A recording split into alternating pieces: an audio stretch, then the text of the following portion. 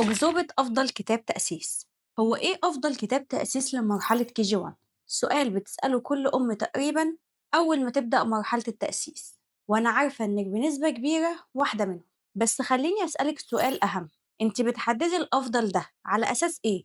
وهل اللي بتسأليه أصلا عنده خبرة كفاية عشان يقدر يحدد الكتاب الأفضل؟ تعالي نفكر سوا بالعقل. لو كان في حاجة اسمها أفضل كتاب بالمعنى المطلق، المفروض كلنا ما نختلفش عليه، والإجابة تكون عندنا كلنا واحد: الكتاب الفلاني هو أفضل كتاب تأسيس، صح؟ بس للأسف مش ده اللي بيحصل. كل واحدة هتقولك إجابة من وجهة نظرها، من تجربتها هي، مش تجربتك انت، ومش احتياج ابنك. والمشكلة إن التجربة دي مش دايما هتنفعك ولا هتنفع ابنك. يعني نستنتج إيه من كل ده؟ مفيش حاجة اسمها أفضل كتاب بالمطلق، لأن كلمة الأفضل معناها إنه حقق كل معايير الكمال، وإحنا عارفين إن الكمال لله وحده. الصح إنك تسألي إيه أفضل كتاب بالنسبة لابني، وده فرق كبير جدا. طب إزاي تعرفي الكتاب الأنسب لابنك؟ اسألي نفسك أنا عايزة الكتاب يساعدني في إيه بالظبط. لو هدفك تعليمي يبقى لازم تدوري على كتاب بيركز على التعليم مش التسلية، مش بس شكل حلو وكام صورة وكام سؤال. لأ، كتاب يساعد ابنك يفهم، يراجع، يثبت المعلومة ويتطور. بس الموضوع مش مجرد إحساس، أنا هقولك دلوقتي بالخطوات إزاي تختاري صح. تخيلي معايا إنك قدامك كتابين.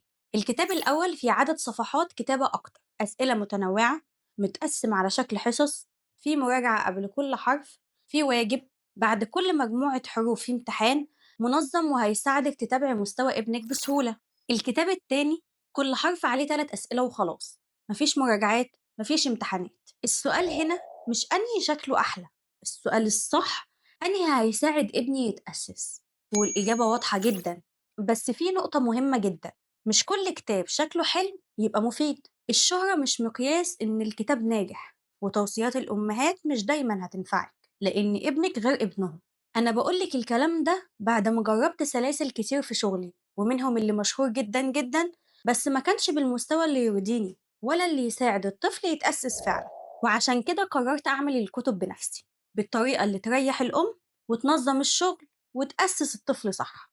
قسمت الكتب على شكل حصص، كل حصة فيها مراجعة، واجب، إملا، قراءة، وبعد كل كام حرف بنوقف ونعمل مراجعة شاملة وامتحان. يعني النظام اللي أنا نفسي كنت بدور عليه وفرته في الكتب دي بالظبط. دلوقتي دورك، قبل ما تسألي إيه أفضل كتاب تأسيس، اسألي أنهي كتاب هيساعدني أذاكر لابني من غير ما أتعب، أنهي كتاب ماشي بخطة هتوصلني للنتيجة اللي نفسي فيها. ابعتلنا رسالة دلوقتي واسألينا عن تفاصيل كتب المستوى الأول لمرحلة كي جي 1، واختاري عن وعي، واختاري اللي فعلا هيفرق.